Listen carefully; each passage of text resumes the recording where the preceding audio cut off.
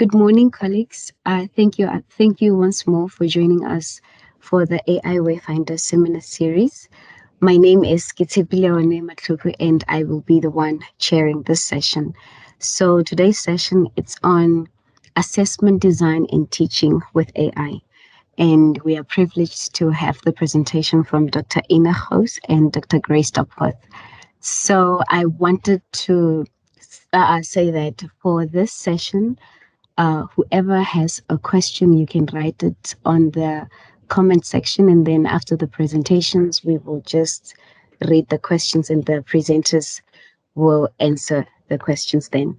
Because sometimes you have a question throughout the presentation and then at the end you sort of like forgot. So we can write the questions in the comment section.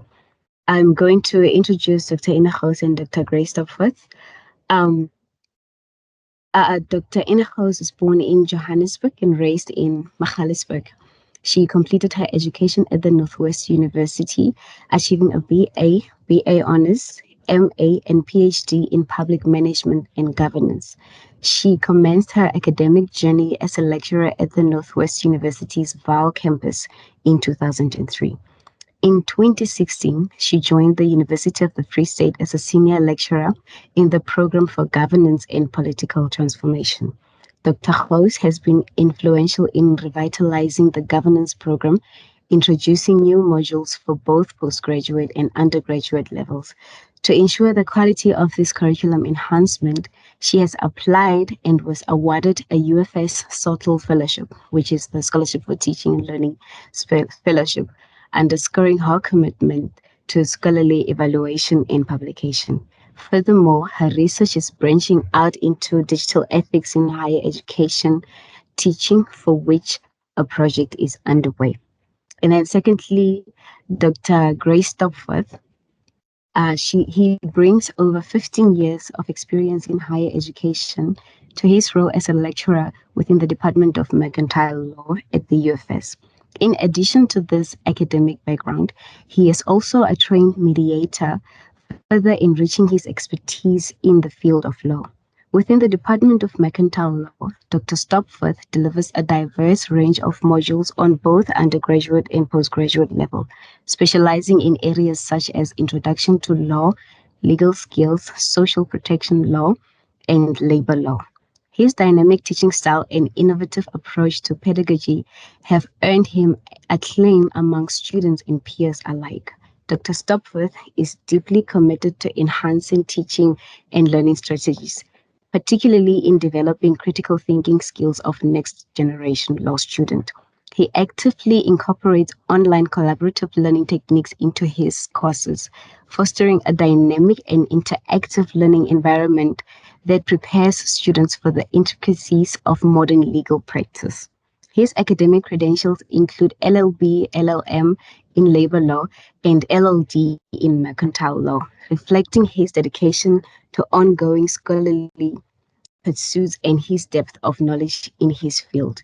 Beyond his academic achievements, Dr. Stopforth's practical experience and commitment to excellence make him a respected figure in the academic and legal communities.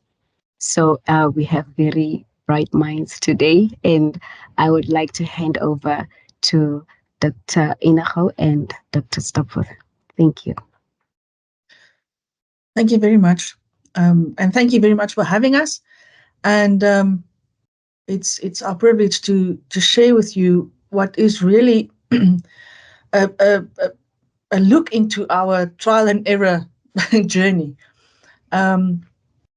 in trying to figure out the best ways we can possibly use generative AI for teaching, yes, but specifically in this case now for assessment.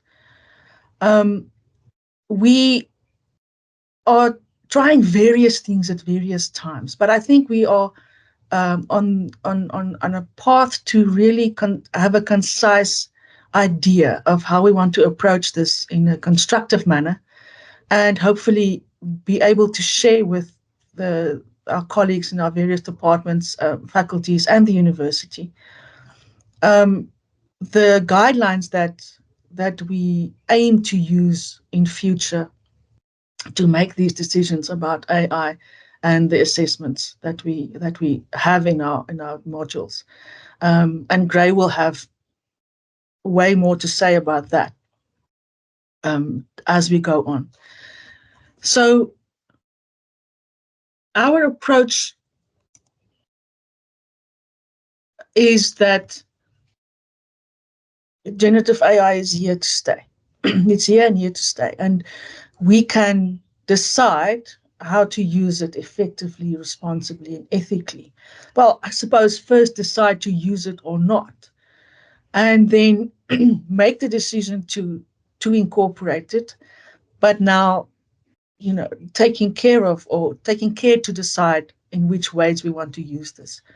And as you see there, try to be effective, responsible, and ethical. Now you can understand there's layers to this statement. It's about student use and lecturer use and how we guide students in this use, about research about the topic and the learning process in its entirety. You can imagine it's also not a one-size-fits-all situation. It is an AI optional approach, and that could solve the problem.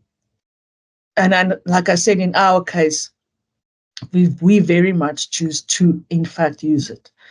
So ultimately, as you can read, the university teachers must, in our opinion, take advantage of generative AI's potential when it comes to teaching and learning.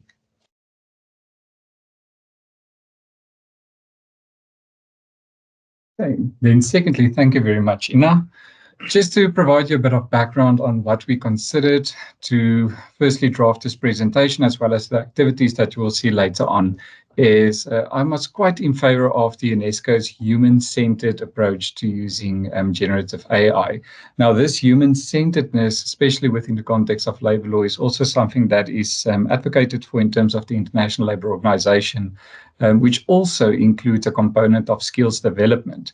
Now, to take a human-centered approach means that the learning process and the way in which we use generative AI must not replace real human learning. So the learning process must always be there. One example that I typically use in class is to inform my students that what will happen the day that you are going to over-rely on generative AI and the system is down for an hour. You must still have the human skills and capabilities to perform the work and to perform the tasks that is expected of you.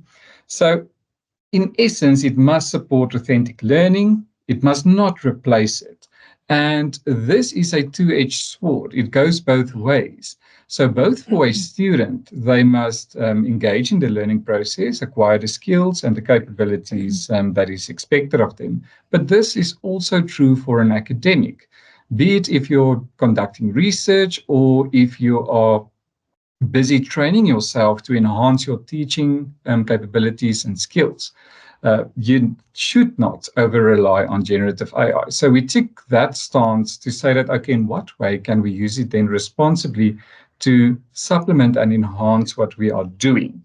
This is also in line with a very recent comment that was made by the CHE that affirms that this police catch and punish approach, similar to what we saw with the use of Turnitin and plagiarism and similarity scores, they affirmed that this type of approach is ineffective and in some instance unsound for dealing with generative AI. Instead, they actually reiterate what we feel as well, and that is that students must be taught from the start, from when they enter university up until the level that they reach in terms of their academic progress, to use generative AI in a very active, responsible, and ethical way, as opposed to this just being a passive consumer of the tool itself. Okay, and as I failed to mention at the beginning, this seminar is supposed to be very interactive. So if you have a note to add to whatever we say here or what, just please raise your hand and go forth. It's not supposed to be static in any way. So just as in addition to the background, we have done extensive reading now about who does what with AI when it comes to assessment, when it comes to higher education. And it seems to be the growing trends are to integrate AI in assessments and to enhance the feedback and the ways we give feedback. Um, of course, we are busy with ethical guidelines for students. We are busy with the HEAT AI project and the first draft of such guidelines is written, and we are now trying to see if we can adopt it for various faculties. But we will get to that. But it seems that globally, those are the things higher education institutions are thinking. And then professional skill development, obviously, for the student and the university teacher, and to enhance their understanding of the subject matter, not to rely on AI to understand it for you, but to help you understand it better and to facilitate the learning and the skill building that's happening. But we will talk about where this research is happening, to where they give us what the growing trends are, and that is also something that we have to look at very urgently. In addition to the growing trends, I also just want to add one thing that has recently developed. From a legal perspective, and also in our literature review that we did on all of the guidelines that we could get hold of, as well as the policies that are available not only in South Africa, but also on a global scale, I can say that if you want to do additional reading, the newly enacted European Union AI Act is quite an interesting read, because it does not only cover the use of AI in a much broader sense, not only generative AI, it also singles out the importance of having measures in place for AI use and generative AI use in learning and in higher education. In the guidelines, the first draft, I've alluded to some of the sections that apply to that. In addition, I must also just reiterate that the University of the Free State is facing a very similar problem with the majority of other universities.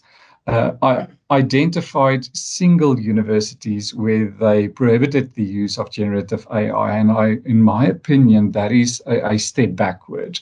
The majority of the trends that's currently going on in terms of the policy direction, as well as the guidelines available to staff, students, and for research, is steering more towards what was said in terms of the CHE, that it should be integrated in such a way that is used in a responsible manner. And I think this will lead ultimately to the next slide and activity. Right. So we want you to think about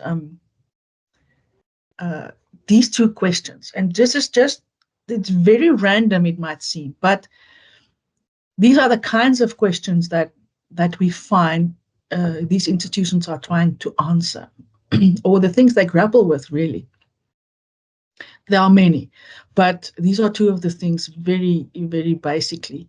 So take 5 minutes to just think about how can a university teachers help students leverage generative AI, in your opinion, as you said there now, with what you already know. And then a question that, as I said, higher education institutions are grappling with is, how can this be done without negatively impacting a student's literacy skills? Specifically thinking about reading, writing with comprehension. So 5 minutes, and then we'll come back for the feedback.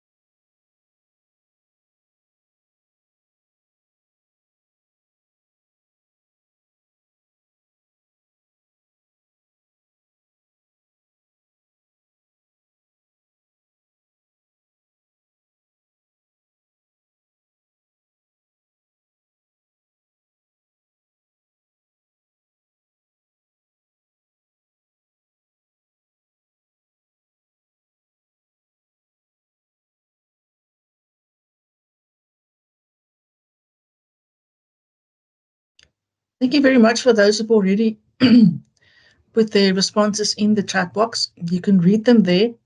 It's important contributions, like Cornell said from the library side, that the need to include AI literacy in online training is essential. And yes, it's something that we as lecturers need to consider if we want students to use AI properly. And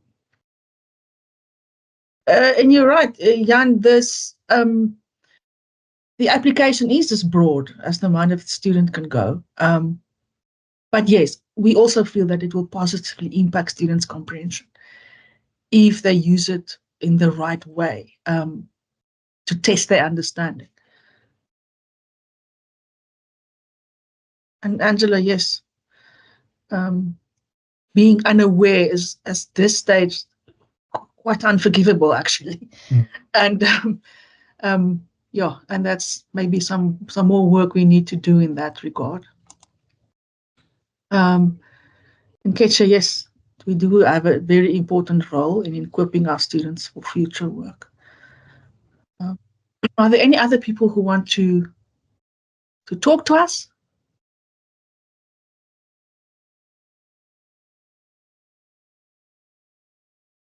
Yes, Hilary, please go ahead. Thank you. Morning, colleagues. The one thing that I seem to be a little at odds with, and specifically from an institutional context, is that we currently do not have any guidelines that really tell us what, how, and where we should be using this GAI stuff. And the reason I'm saying that is I was on another AI facilitated workshop by UFS a few days or last week sometime. And one of the things that I picked out was that one of the facilitators was quite adamant towards discouraging the use of AI. And here we are actually looking for ways through which we can encourage it. Importantly so, because AI is not going back anywhere, it's only going to evolve into the future. And so I feel very strongly, first of all, that as academics, there should not be an assumption that we all know how to use AI, because a lot of academics themselves are struggling with it. So there needs to be a concerted effort to get the academics to the point where they themselves are comfortable, to feel comfortable to guide their students on responsible ways of how to use AI. So for these two, from this, my first thing would be to have an institutional position. What does the UFS think? How can the UFS come up with guidelines? And then from that point, we need to have a very deliberate approach on how we carry the conversation forward.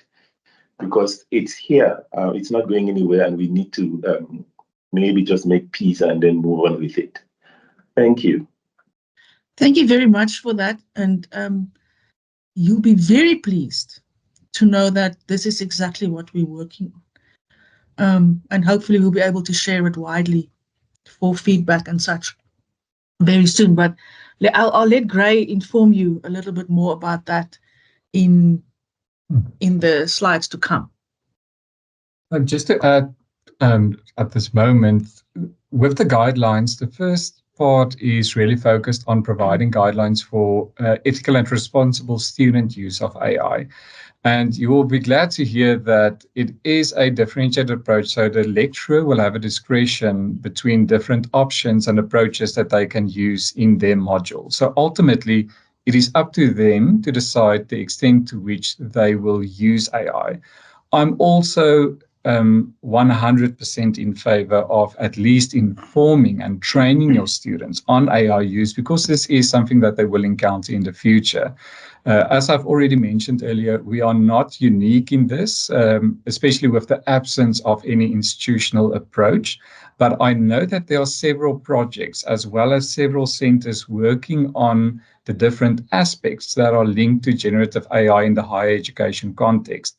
So not to talk out of meetings or out of place, I can note that the project relates to how AI will be used by students, how AI will be used in your employment context as a lecturer, as an academic, and as a researcher, as well as AI's role in doing or conducting research itself. So that is all underway, and I really, really hope that we can see results from all of these projects nearing the end of this year. And also, just remember, we, in the context of what we are doing and the tests we are, applying to the way we use AI in assessment, we are only talking about ChatGPT at the moment. There are a whole lot of generative AI applications available. So we are touching on one little drop of what's out there at the moment.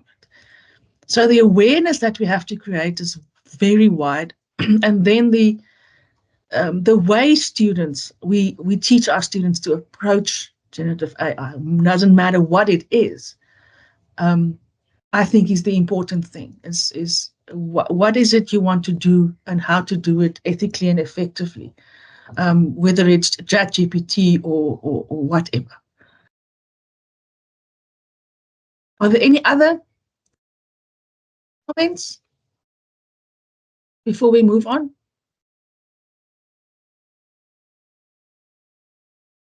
Right. To share the decision tree. Let me see. Okay, so everyone in the room, you will see that in the chat box, I just shared a PDF file with a decision tree before we get to the different type of approaches. If you open the file and the decision tree, you will see that it will show you various options that you can consider before you choose to use AI in your module. So in the first part, I'm going to share my window with the decision tree on my side. It should open up. Okay, so if we consider the components of the decision tree, you will see that the first step will have to be if you have familiarized yourself with the tool that you're going to use. Now,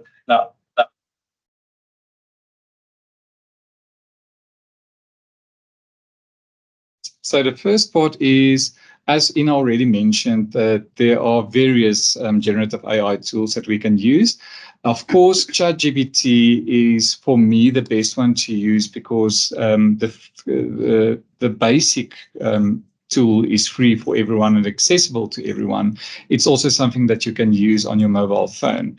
So if you familiarize yourself with the guide tool that you're going to use, how will this be done? Will it be in an assessment or an activity? If you've not familiarized yourself with the tool, especially to those lecturers who are blissfully unaware of generative AI capabilities and tools, you should immediately stop, go back to the drawing board and find a suitable tool before you use it for assessment or any activities.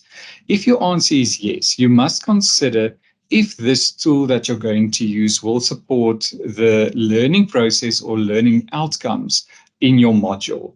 So ultimately, bringing back to the idea that it must serve a purpose. It shouldn't be used just for the sake of using it.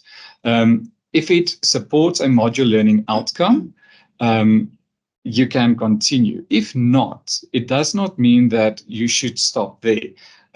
You will see that in the yellow block, there should be some type of caution here.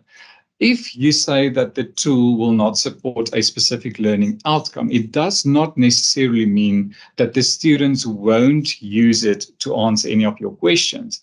So as a university teacher, you must take a step back and ask yourself if your formative assessment, your assignment or test or short essay is drafted in such a way that you can foresee the possibility that the student are likely going to use the generative tool to complete the assignment. This almost sounds like a test we use in criminal law. For all of you who have followed the Pistorius case, it's that the foreseeability test, if I can call it that. So if your question is structured in such a way that the generative AI tool can easily answer it on a student's behalf, then again, you must take a step back. Don't use the tool, but discuss, or rather identify the best practices that you can employ to reduce the risk of students using the generative AI tool to complete the assignment. What I've done in my modules is I've taken my assignment and I've run it through several generative AI tools before making it available to the students. So I inform my students that I've already asked ChatGPT or BART or any of the other tools to answer the assignment as if it is a prompt given by a student. So I know what to look out for. This in one way deters them from using a generative AI tool without permission, but also it shows you what you can look out for when grading the assessment. Another way that you can use a very nice method to avoid students using generative AI is to provide the students with an assignment, but in a different format. So what I've done in one of my assignments in a final year module is I've given them a recorded type of scenario where they had to listen to all of the facts, summarize their own facts. It was quite a lengthy scenario. It was about 7 minutes long, and they had to formulate their answer. Of course, the other way around will also work, where you ask students to submit a recording of their answer. This is also something that I've done in my legal skills module, where they had to record an argument, a sentencing argument as part of a criminal trial. So this is something that cannot just be generated by ChatGPT. There are certain limitations, but of course, this only applies now to my specific module. So the students still need to identify the relevant facts. If there's no risk that students can use generative AI, you don't have to worry about the tool, but it's still important to inform your students about the consequences of relying too much on generative AI. If we go to the second component there with, will the tool support a module outcome? Yes. Answer the following questions before you continue. Ask yourself, do you have the appropriate skills to assist your students when using a specific tool? So have you explored and trained yourself enough with ChatGPT to assist your students if they are facing difficulties with the tool itself? Secondly, do you have experience to determine if the tool's output or answer is accurate? Many a times, and I'm again referring to law specifically, I find that the outcomes that are produced by ChatGPT in the absence of a very clear prompt is usually skewed towards the global north. And Ina will elaborate on this later on in this session. So it's very easy for the students to rely on information that is not only factually incorrect, but also that amounts to chat hallucination. So it's made up, and this extends to case law, to legislation, and everything applicable to my discipline specifically. But again, this is only now relating to law. So it's easy to pick up when someone used it. So as the user of the generative AI tool, you yourself need to understand that the output or the answer could also be inaccurate or in some instances incorrect. And then lastly, bringing back this idea of there must be a purpose behind using a generative AI tool, that you intentionally design your assessment or activity, meaning that integration. Does it serve a purpose to use this generative AI tool, and has this been made clear to students? So with activities in my class as well as assessments, I use generative AI quite a lot, especially for case studies, scenarios, role-playing exercises, just to name a few in my courses. And I always remind the students that this was generated by ChatGPT, and also the answers that I can identify from their activity answers or assignments can easily be identified because I've already run it through the system. So if you answer yes to all of three of those questions, then it is, in my opinion, a good integration of generative AI in your assessment and your activity. And you should also just discuss the consequences of an over-reliance of that. If not, and you feel uncomfortable with the tool, you don't have enough experience to identify if it's the correct output or answer, then you should rather go back to the drawing board, identify the tool that is suitable for your activity and assessment, and then upskill yourself before you expect your students to use the tool. So this is there to be shared. It will be refined and it will be included in the guidelines that will be sent out to students, hopefully in the very near future. But if we can go back to sharing the slides, we can consider now the three approaches. Now, with this decision tree in mind, you can see with the yes and no answers that I am moving closer to a very differentiated approach on adopting AI in your module. Now, with this in mind, we are proposing three approaches. Now, in the first approach, and this is now typically illustrated there in a massive red block, again, referring to what Harry mentioned with one of the colleagues who is completely against generative AI use. For those lecturers, they have the option to say that, listen, in my module and when assessing my students, generative AI in any way or form is prohibited. So anything that will be done in this module or this assessment or activity should be done by the student independently without collaborating or using any generative AI tool. And the example of the instruction that could be included in your assignment or in your activity is what I include there. In completing this assignment, students are expected to produce their work independently without using any AI tools. Any use of the tool, including but not limited to AI-generated content, is prohibited. Violation of this instruction may lead to academic misconduct. So again, it's a clear instruction to students that for this assessment or this activity, AI is prohibited.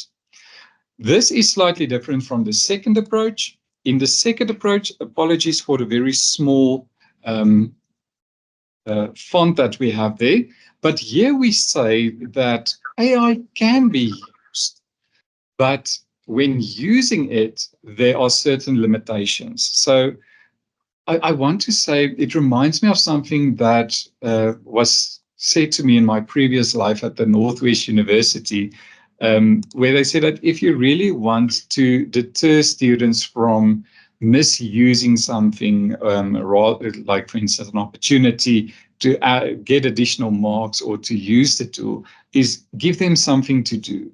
So in this approach, you say that you are allowed to use ChatGPT or guide tools, but only for specific reasons. So here's a limitation involved. So the instruction will say that for this assignment, you are permitted to use a guide tool to assist you in one or more of the following. And as a lecturer, you can determine the extent to which the student is able to use ChatGPT. Now, some of the examples that I've used in my modules, and that's also been identified in various other guidelines from other universities, both nationally as well as foreign countries' universities, is for brainstorming or refining a student's ideas, simplifying difficult terminology and concepts. That's quite a very interesting one for our law students.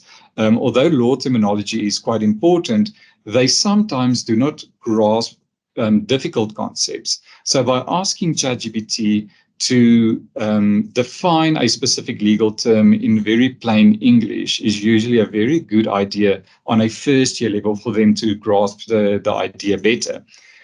A third option would be copy editing your work after completing the writing process. And I want to emphasize that, not doing it on your behalf, but taking what you've already written and then doing copy editing there.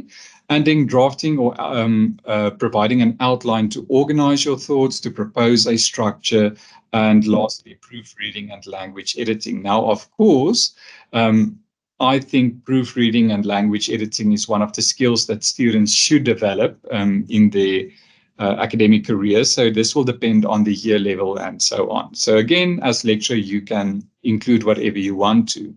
In addition to that, and because we are dealing with a law module, but of course you can only take what's relevant there, you must also put in a disclaimer. So the student will remain responsible for the content that they submit based on the prompt that they fed into the generative AI tools.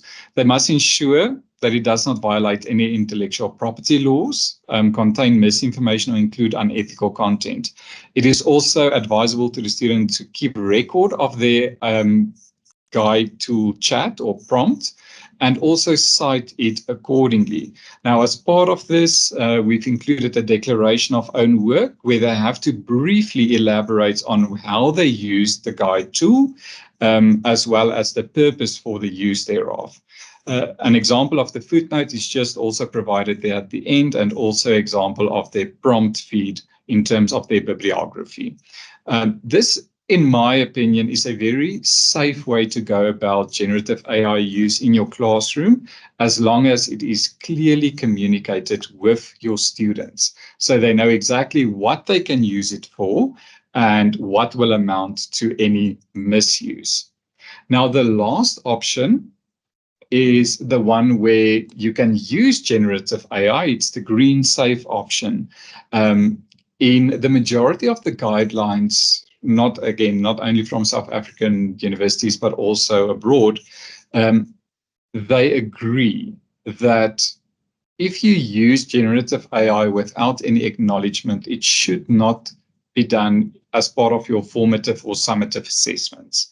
So this is typically something that you can include in an informative assessment that builds up to a formative assessment. So as part of the class activity, that will lead ultimately to the student or enabling them to answer the assessment, such as an assignment. So in these instances, it's part of your teaching and learning strategy, your class activity, and the students and you engage with generative AI tools to provide them with a structure or a concept of an answer or anything in that regard. So an example of this type of instruction that you can include is for the upcoming assessment, you must prepare by completing an activity. ChatGPT is recommended for this activity. It's free and accessible to all.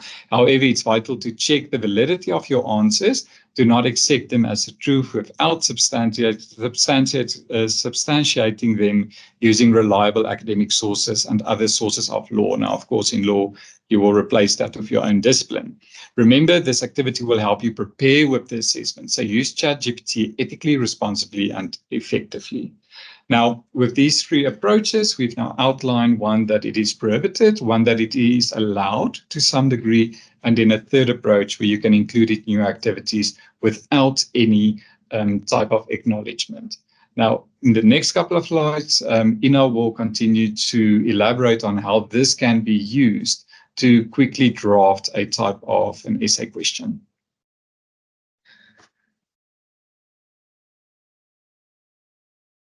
Okay, so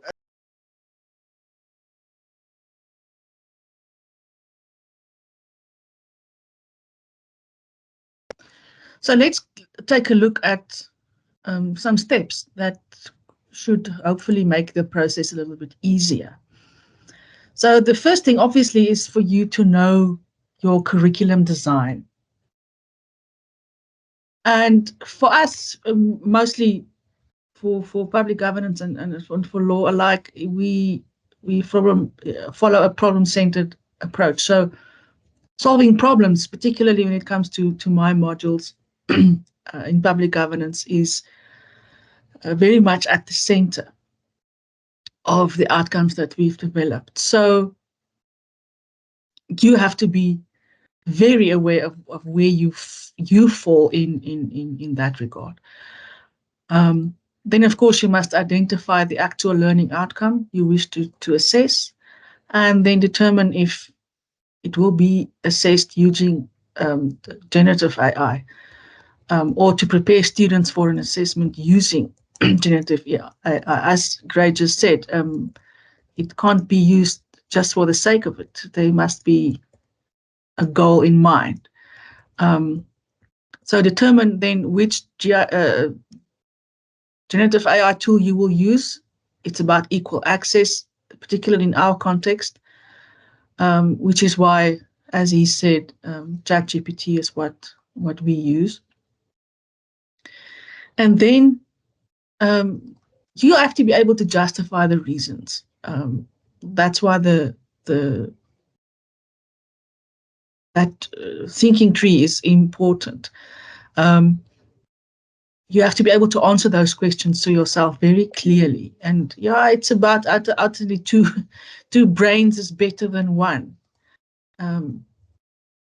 Yours and that of the generative tool.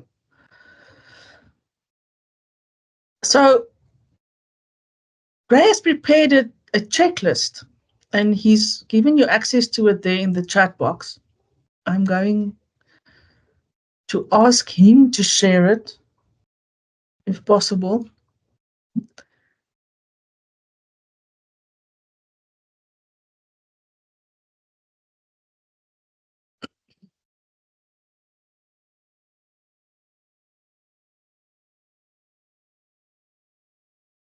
Right. So we're going to keep it there. I'll just go through it a little bit, and then you must please click on it in the chat box and open it for you specifically for the next exercise. It looks like a very long checklist, and it is, but it is very detailed to help you, even if you are very familiar with ChatGPT or generative AI, to remind you of the things, the thinking process, the things you have to consider when prompting the tool to get the desired outcome, the desired assessment. So the various factors are there for curriculum design, and then the considerations that you have to think about. So when it comes to design and approach, you have to align the generative AI prompt with the curriculum design. As we said, it needs to be problem solving in our case, and then the outcomes for the specific module, obviously. So you have to make sure that this tool understands that it must adhere to specific pedagogical strategies and that you use in the module. And already that is not something that's very easy. If you're not already prepared as a lecturer, as someone who designed this module or is busy with this module. So then the relevant module outcome, as we said, the type of assessment you want to do, whether it's multiple choice or short answer or essay or whatever, and then ensure that this tool, it ultimately generates the relevant things that you must do. And then look at the types of assessment, or the complexity of these assessments, the level of complexity. Of course, it is quite well familiar, ChatGPT, particularly when it comes to the NQF levels. So it's actually very a good tool to use for that. It is it designs these assessments for you on the correct level. Of course, you need to review it as well, but I can say that it's very good with that. It's learned a lot in the past 2 years when it comes to the levels of assessments. And then the module content and the facts, the language clarity, all of these criteria, and then the things you need to consider. And you'll see with the considerations, every time you ask what the tool must consider, the very next thing is that you must review that consideration and see if it is capable to do that for you. So these steps go on about the region and the cultural context. And that aspect, I think we must just, park a little bit on. As we said before, it seems that ChatGPT particularly, and I think most of the generative AI tools, will provide content from the perspective of the global north and the information and the knowledge it has from there. And specifically then for universities like ours, finding ourselves in the global south and in very different contexts, we have to make sure that this tool generates this from a specific context, a developing world context, and then specifically the South African context. It will not always be able to do so accurately because it hasn't learned enough yet. But that's where you come in.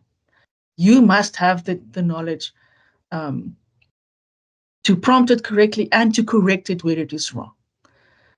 So it can still save you time, but you still have to review it very carefully. And then, of course, the instructions you ultimately give to students needs to be very clear. It needs to get to prompt the generative AI tool needs to be very clear, or how to structure the assessment and the length, format, the style, everything. Right.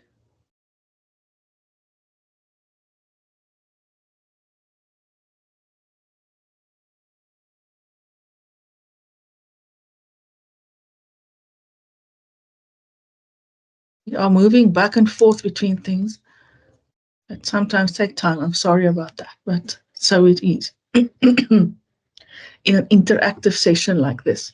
So please open your checklist there in the box that we have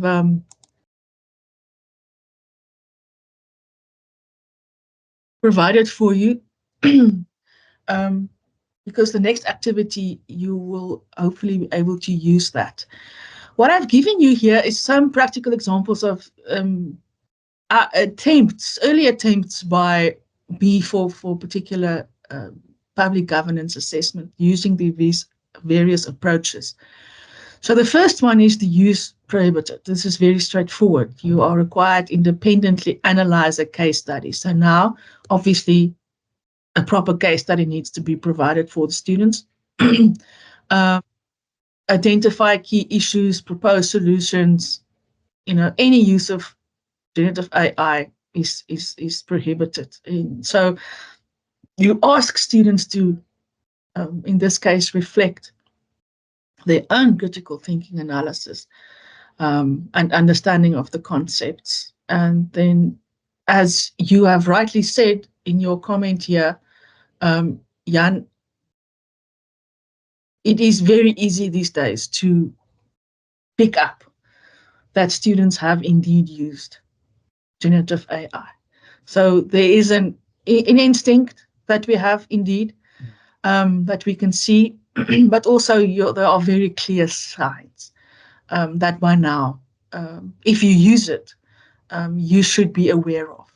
So that's a responsibility that you should always have, as well as a lecturer, to train yourself to be able to pick up.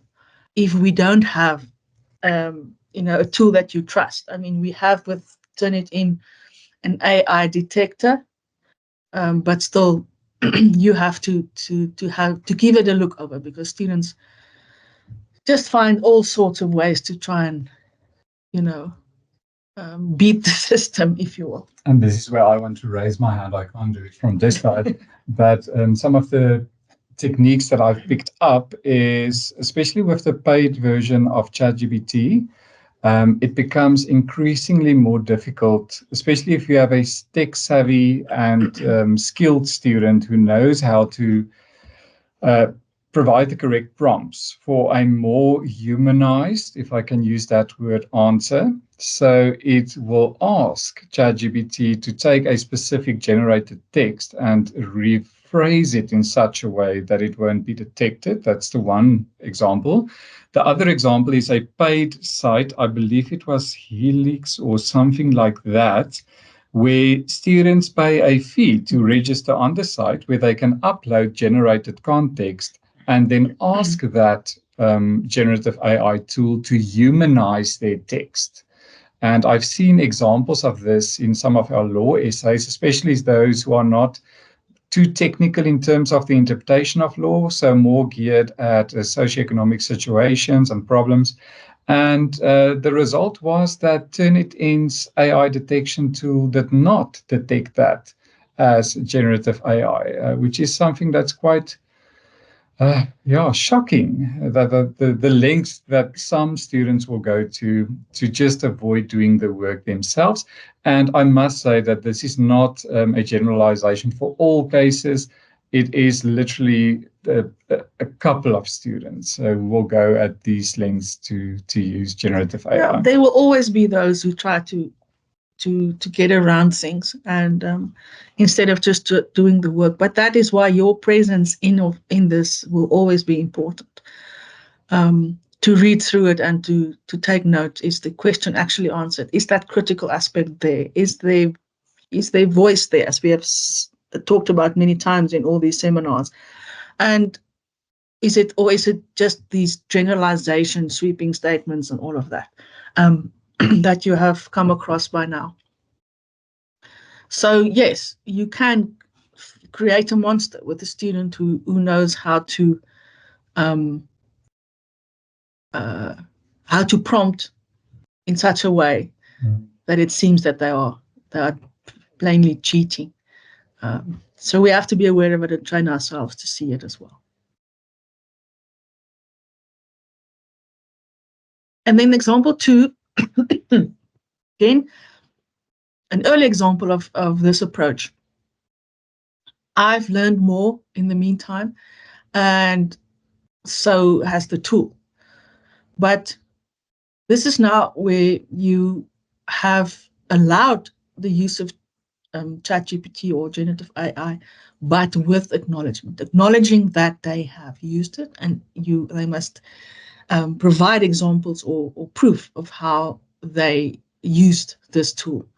So say, for instance, for this assignment, you are permitted to utilize generative AI tools to assist in researching and brainstorming solutions to provide public governance problem, provided governance problem. So that immediately tells you that a scenario was developed also with the help of generative AI, where you prompt a specific public governance problem in a specific context that students need to read and then find the answers in.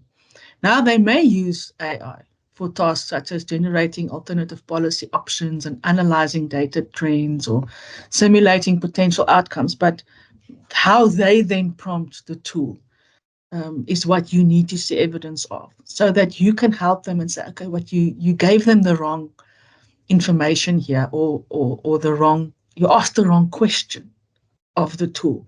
So they must demonstrate their understanding of the problem and their ability to integrate this insights responsibly into their analysis. And I think, as Grace also said, in the context of public governance and law, this approach is probably the one we will use most for the assessments that really work towards completing the module. But the last part is, of course, important. The failure to acknowledge the use of AI tools may result in misconduct penalties. So you must say how you used it and provide evidence. And if you don't do that, there will be consequences of some nature. And then, of course, allowed without restrictions. As part of your presentation for the upcoming governance assessment, you are encouraged to utilize generative AI to explore the various perspectives and solutions related to the given problem scenario. So again, you must provide a scenario that is related to your outcome and that you wish to assess. And then you tell them, listen, this is about problem solving skills. and to broaden your understanding of governance challenges. And you may use AI without acknowledgement, or you're not explicitly required to acknowledge the use of AI. And now you know when you assess this particular assessment, or when you grade it, I should rather say, that they have used it, you know it, you can see it, and they will still be able to get the marks they're supposed to get. So these are a practical example of how these three approaches can be used. So the second activity is about then specifically generating for yourself an assessment. So you can consider the checklist that we've given you for drafting this assessment. So using generative AI tools. Now, what you can now do in your group or individually, you can decide on a prompt to generate just a short essay question for any of your disciplines using a specific outcome. And then we'll come back and see what you've come up with. Just to add here as well, in your feedback, especially if you're going to work in groups, if some of you are in the same faculty or similar fields, it would be great if you work together. And I would also like for you to provide us some feedback on the checklist. Is there anything that you would like to add to improve? Do you think that that provided you with enough structure for you to generate a well-structured prompt? And just any remarks, constructive criticism, or anything that we can add or change to the checklist? So if we can then take the time to give some feedback from the various groups. Let me get us started. In our group, Jan has given us a prompt to give ChatGPT, in which he told students to work from the perspective of a financial, what was it, Jan? Financial planner. Advisor. Financial advisor. And then, imagine you're a financial advisor tasked with guiding homeowners facing economic challenges due to inflation. So then you must describe the realistic scenario where inflation rates are rising steadily, impacting the ability of individuals in the private sector to repay their home loans. This sounds like my life, Jan.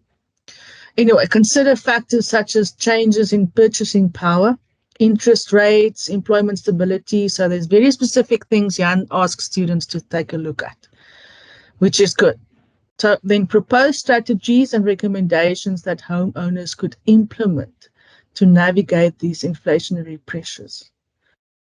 So if you give ChatGPT this question that Jan has now devised, there was a specific response for each of us. And no two of us had the same response from ChatGPT to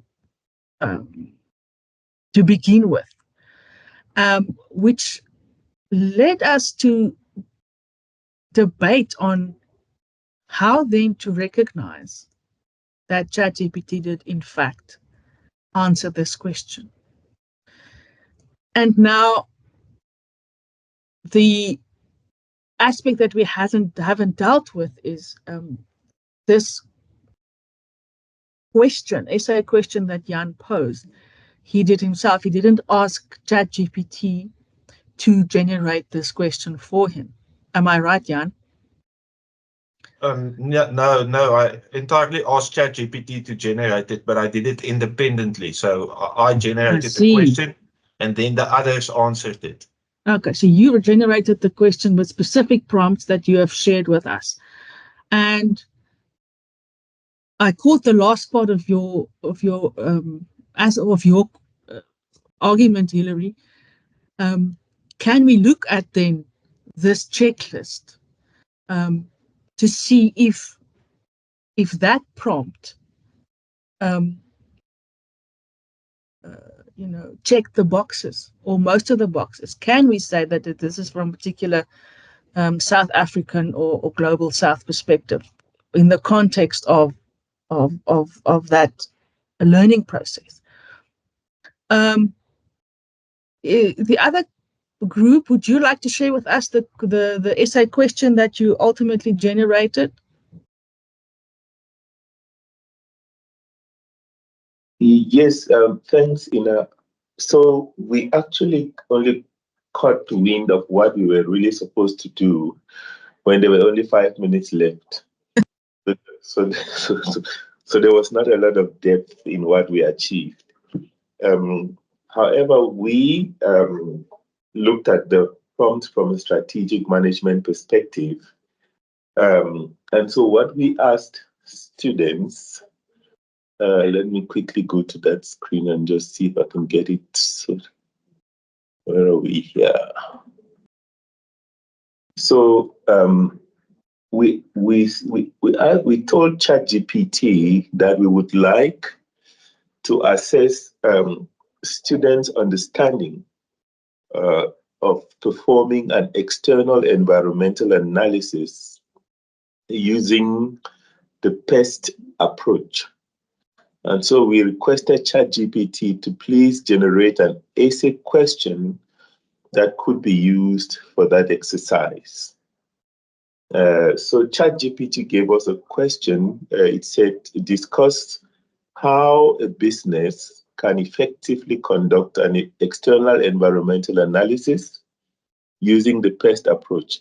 In your response, elaborate on each component of the PEST framework and provide specific examples to illustrate how each factor can impact business operations and strategic decision making. Additionally, highlights the importance of considering these external factors in strategic planning and offer insight into how businesses can mitigate potential risks and capitalize on opportunities identified through the PEST analysis. So I think my immediate thought there was that it was comprehensive to an extent. And when you cut us at the tail end there, I was just highlighting the fact that what seems to have been missing there could have come from the prompt itself, because we didn't give it a cultural context when we were looking at the checklist. Yeah. You see, we had captured everything in terms of providing the prompt to ChatGPT. So we thought we didn't provide cultural context. And so the question, even though comprehensive, was quite generic as well.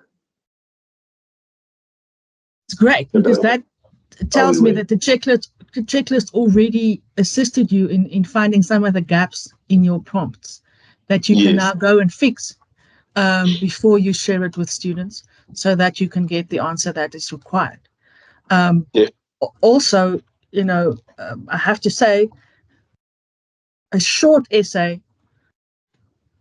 with the question you posed, I don't know if that's possible. It seems to me like a much longer essay, Hilary, but I get the process, and you understand that there's certain things that needed to be there that isn't.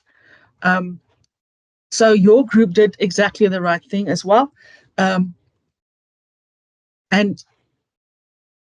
Jan, from your side, with the question that was generated, do you think there's anything that was missing when you look at the checklist? I would just first like to highlight similarities between the two groups, in that in both cases the initial question was to generate examples and then to discuss to go into that examples with a little bit more details, and I didn't like it because my first question it generated the answer almost. It told me that you should look at purchasing power, interest rates, and then I changed it. I said I want a scenario. But I didn't, for my question, didn't have any cultural issues. In finance, we don't have too much culture, or it's not in the curriculum at the moment. So I didn't. I think that might be a gap if I go on your list. Yeah, it doesn't have to specifically be cultural, but it can just be from in a particular context with a specific an economy that looks a certain way. Yes. I suppose. Yeah. So yeah. Assuming it's a free market, then I'm very happy with the answers generated by Angela. I couldn't get all of your answers, but if they were entirely different, what I found with ChatGPT is that it becomes personal. So it uses your previous prompts to get an idea of who you are, and then it generates answers based on your personality.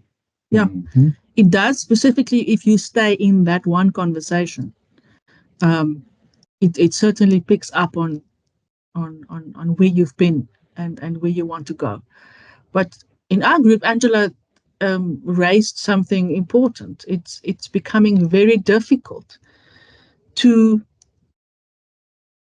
easily see whether ChatGPT generated the answer or if the student provided their own answer.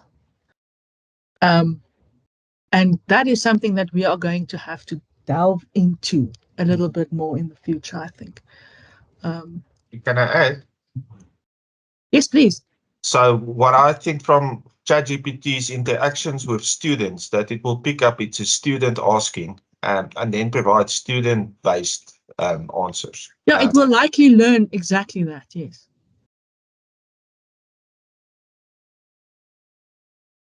Oh, yes. In addition to that, I also have a suggestion that we can make in terms of trying to avoid students using generative AI or using it to some extent, but really have to go and study on their own. What I've done in the past is I've generated scenarios and I provided the students with the scenario, let's say, for example, a week before they write a test. So I used either the scenario or the feedback or the output of ChatGPT, and I included it in a face-to-face on-campus class test.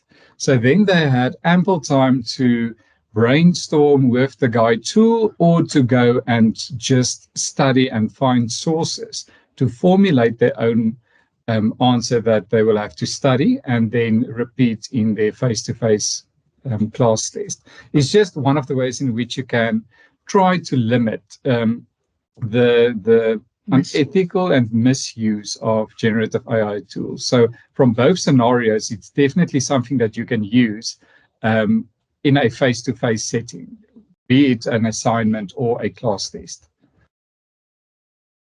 Which is also something we just realized, for instance, with this exercise. It would be better if we can do this face-to-face in a room with groups. I suppose that is something to consider as well. So I've in the past, and I have said that, in other workshops and so forth, given AI the prompt to generate an entire literature study for a research proposal with a specific topic, with references and a bibliography, and then gave that to students and said to them, listen, this is the rubric. You grade this now. And you tell us if you think this is a critical discussion of the literature of this topic.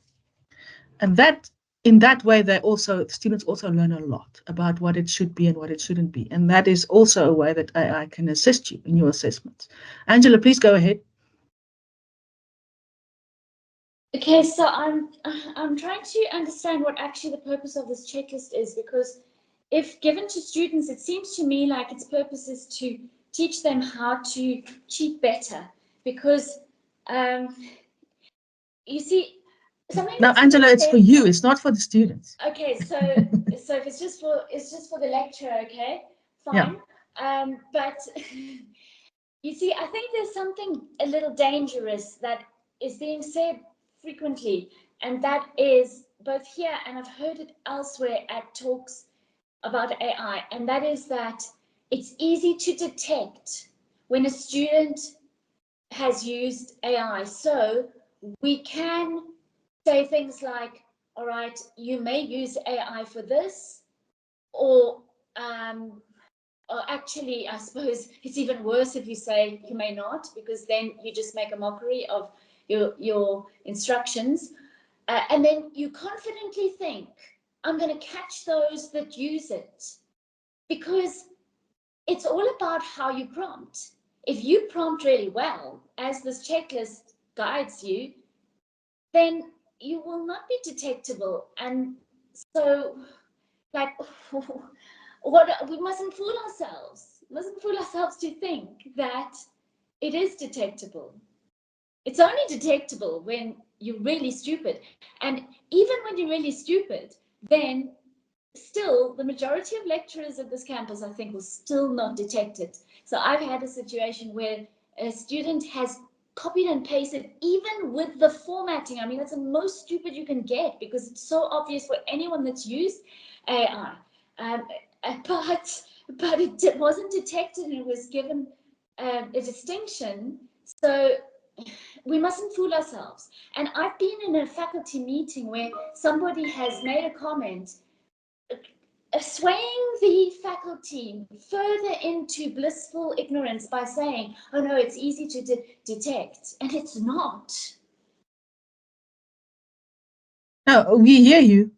And that's why we're saying ultimately it's not just about catching students using it.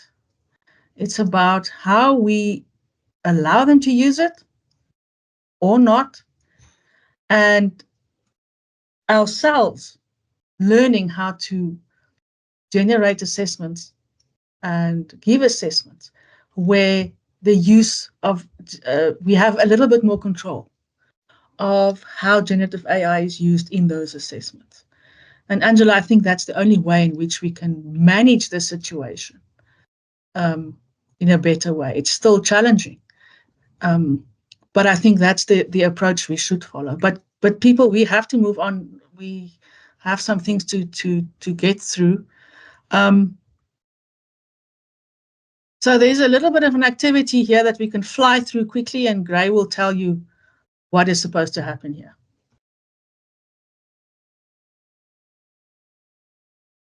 Okay, so from this activity, I've included everything in the document that is posted on the chat box. I'm not going to let us break away into groups. I hope with everyone's permission, I'm just going to walk through the checklist for a normal class activity.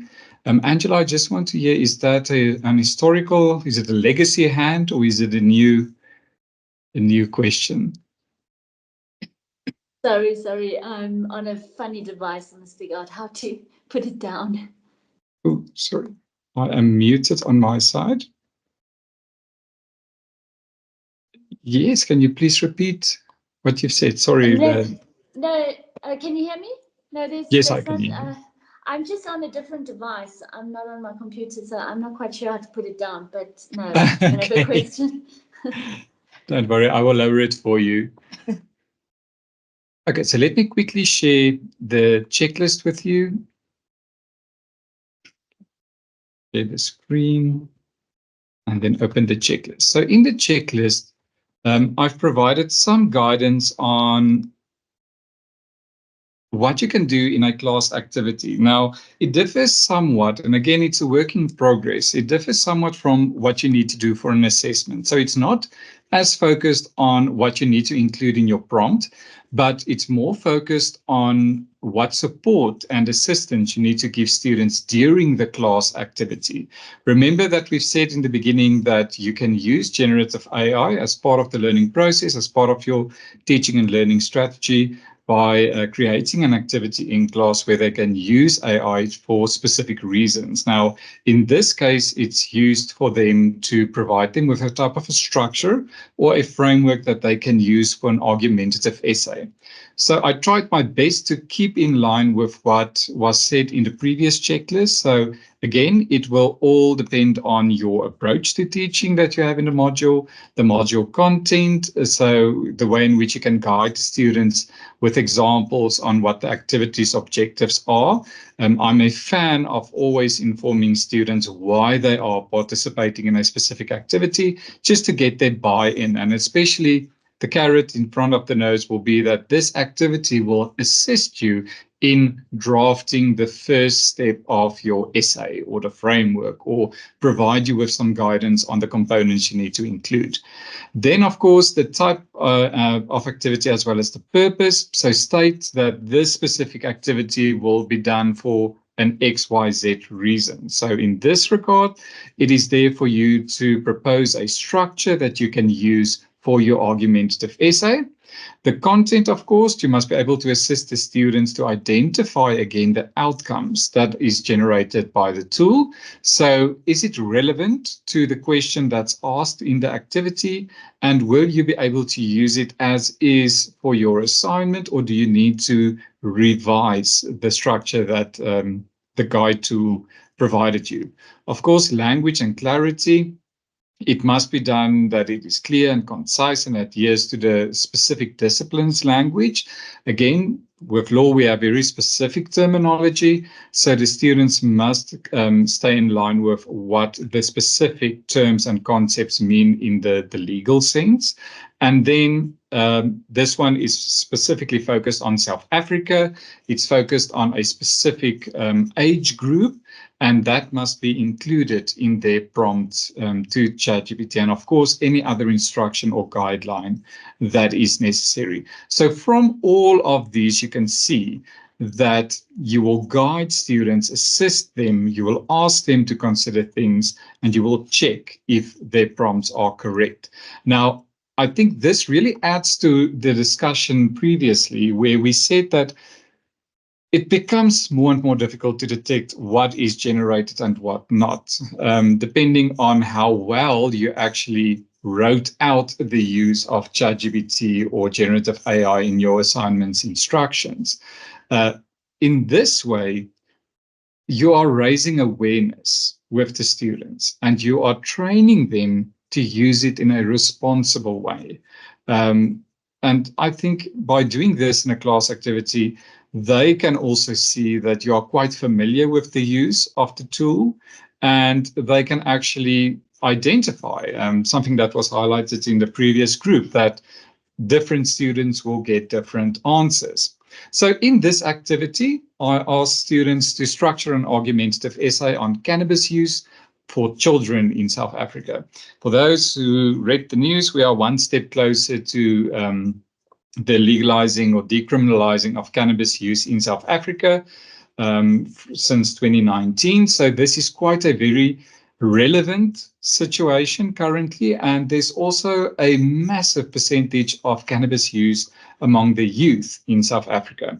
So the activity in class is just to say that the use of cannabis is a topic that sparks debate globally. South Africa in recent times has taken steps toward decriminalizing it.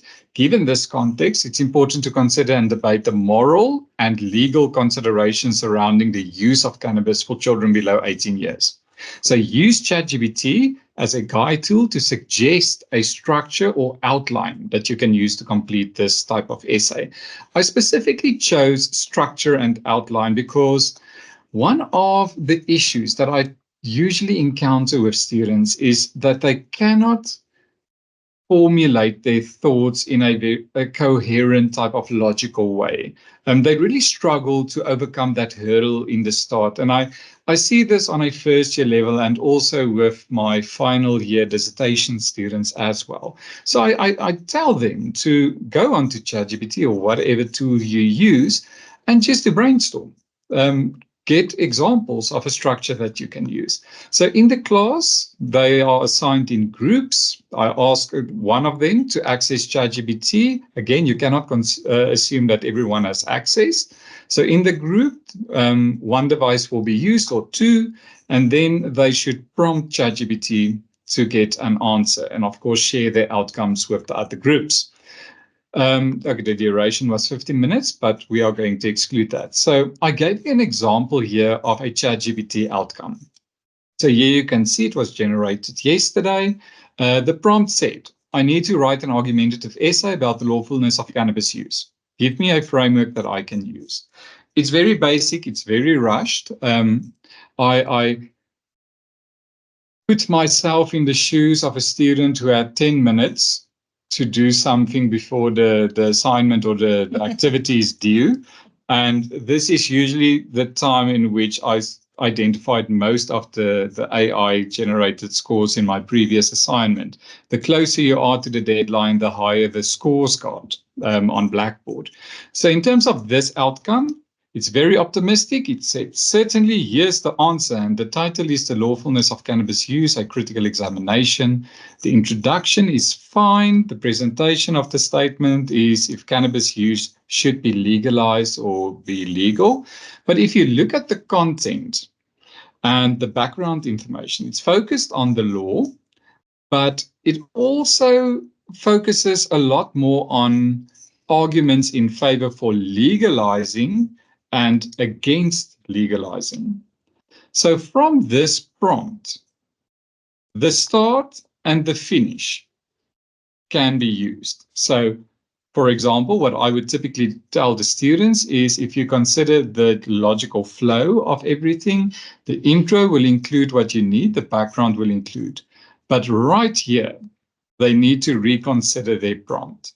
Because in terms of the instructions that were given, they must include in the argumentative essay that this specific argumentative essay should include or must include a perspective of cannabis use of youth below the age of 18 years in South Africa.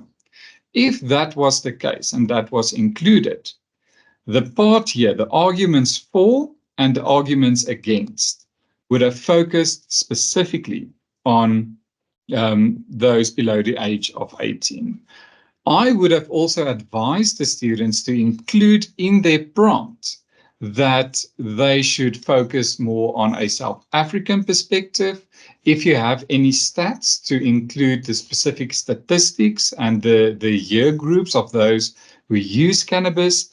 I always encourage my students, if they can, especially with their answers in essays and activities, to make it relevant to Bloemfontein. So I would typically in my prompt include that it must have a South African context within the region of the Free State in the city Bloemfontein. You would be amazed at what answers it really takes from the community and from the region. In one of my other essays, I actually asked ChatGPT to identify specific companies within Bloemfontein, and it made it really practical.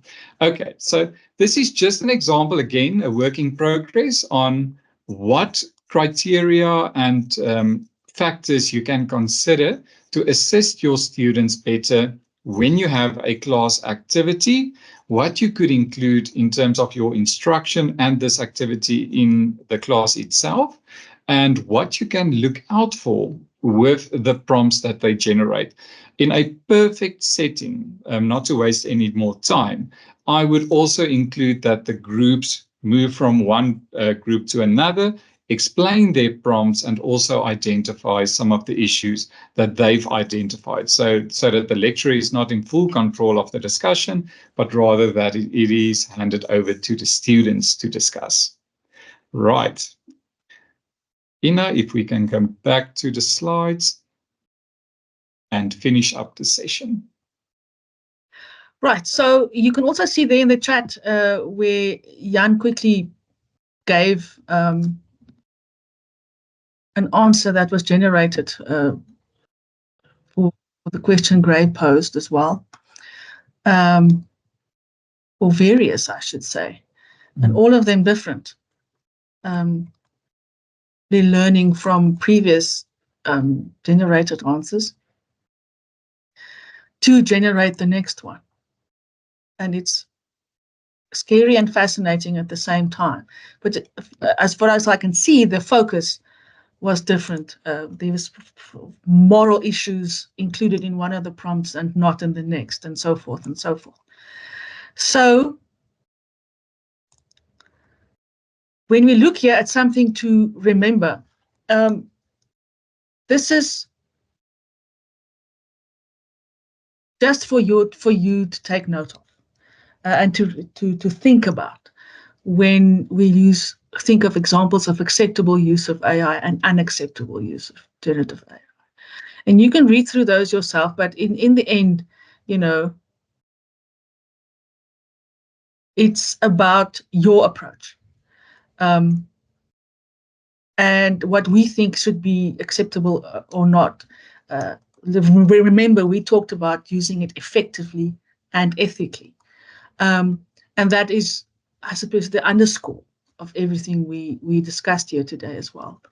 So unacceptable use, for instance, do not use it if they are prohibited by your lecturer. So this is what you give to students and say, listen, these are the things we look at, and these are the things we accept, and those are the things we absolutely do not accept.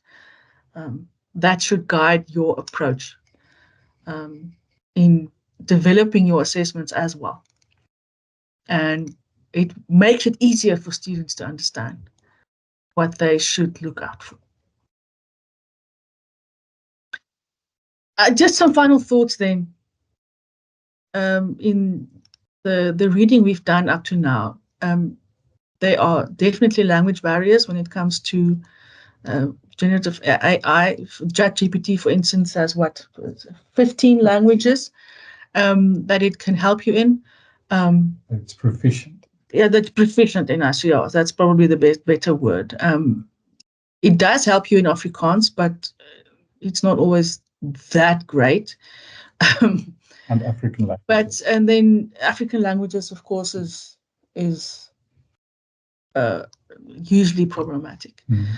And then the majority of the guidelines and policies that we found, especially Gray did an extensive search on that, looking at which universities have guidelines and what these guidelines look like. And there are most of them global North universities whose policies are available, I should say, that we can get access to. If global South universities, for the most part, do have them, they're not accessible.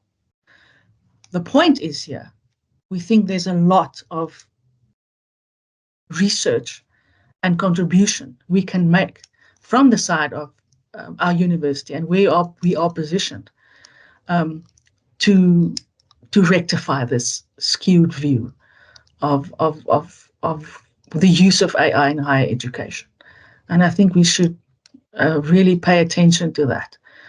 And that is the end from me. Gray, would you like to say a last word?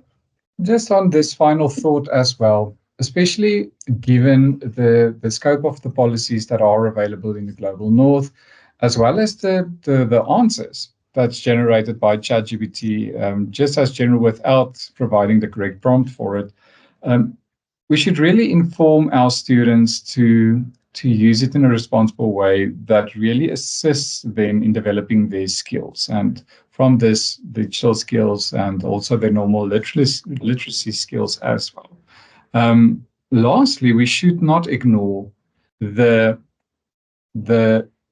issues that our students face that are quite different from universities and higher institutions in the global North and in developed countries. We should really consider the best approach to use generative AI tools and technology to assist them to develop those, I don't want to call it shortcomings, but to develop those skills that they need to improve in order for them to be ready for the future world of work and for them to compete in a global community. I'm afraid we don't have more time for Q&A. Hopefully those who wanted to talk to us and give some feedback were able to do so. Otherwise, we'd just like to thank you for logging on this morning and for staying with us for 2 hours. And we really hope it was of some benefit to you. Thank you very much.